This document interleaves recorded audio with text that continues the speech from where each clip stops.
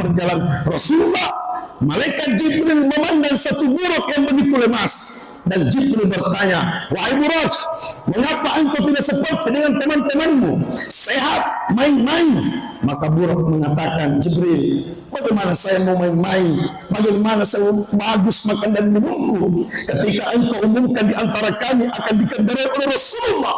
Di saat itu, wahai Jibril, saya bertasbih, berselawat, berdoa, meminta kepada Allah. Saya tidak peduli dengan kesehatanku, tapi yang saya perhatikan adalah doaku kepada Allah. Mudah-mudahan saya yang dikendarai oleh Rasulullah. Maka Jibril mengatakan, hari ini engkaulah yang terpilih yang dikendarai oleh Rasulullah. Saat yang pada saat itu ia sakit, tapi ketika disebut nama Rasulullah, dikendarai oleh Rasulullah, di antara buruk-buruk lain-lain yang jatuh sakit, maka ialah satu-satunya buruk yang sehat karena cintanya kepada Rasulullah sallallahu